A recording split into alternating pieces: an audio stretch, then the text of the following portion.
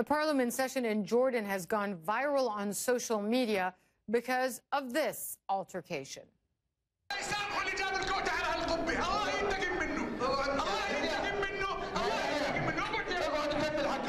A few members, it has to be said, male members, repeatedly asked female MP Hind Al-Fayez to sit down to allow another member to speak. Instead, she continues to protest, asking for her mic to be switched on. That prompted Hind Al-Fayez, the man on her left, to curse her and use the quote referring to the mandatory allocation of some seats to women. He was asked to apologize. Instead, he repeats his statement to some laughter and applause. The session was dismissed. The hashtag #SitDownHint has been trending in the Arab world, with many poking fun at the exchange with memes and the rest of it. Here are a few of the images. You can see a few members of parliament with thought bubbles praying for Hind to sit down. Here's a popular picture from the movie 300 with a caption, "Come on, Hind, sit down," and a picture of Hind herself reading, "I'm not sitting."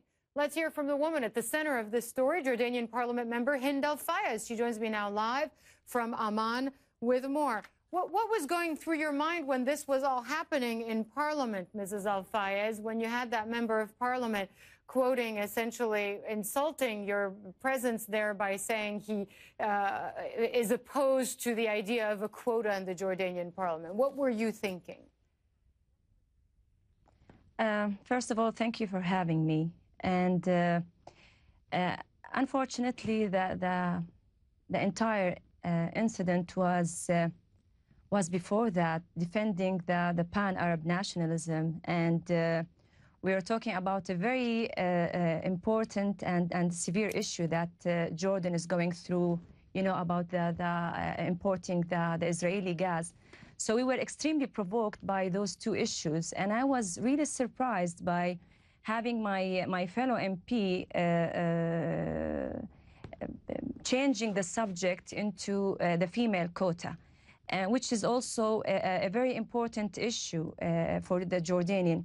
And what I had in mind, and you can see the way I was staring at him, what are you talking about? We are now MPs, no matter what. If I won through the quota, if I won through the national list, by the end of the day, I'm a parliamentarian now. You judge me by my performance. You judge me by my achievements, not by being a female or male. And so I was wondering, and looking at him, wondering.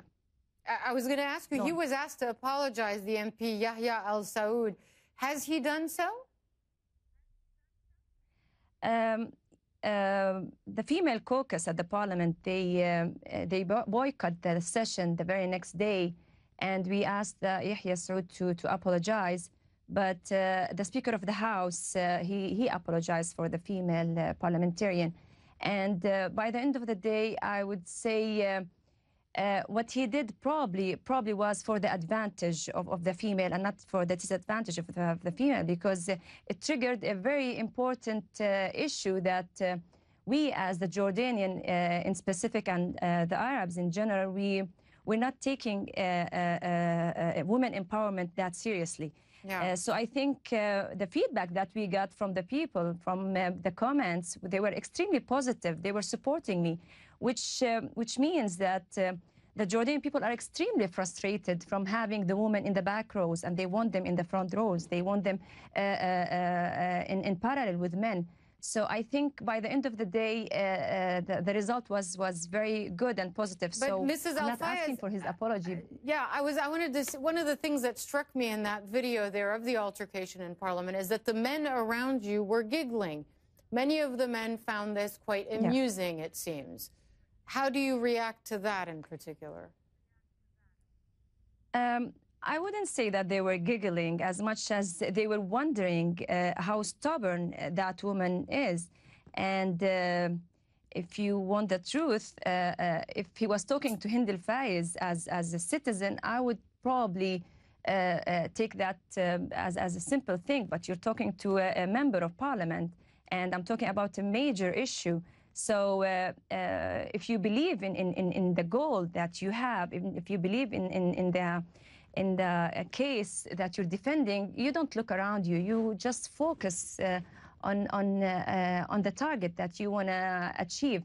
So I didn't see my colleagues, and even when I saw the video, that made me insist on going forward. And as I told you earlier, the feedback that I got from the people that don't sit, keep on standing, and not to mention now we're having an initiative for the women. We shouldn't sit until we defend our rights, until we really find that a minimum of 33% of the parliament are female.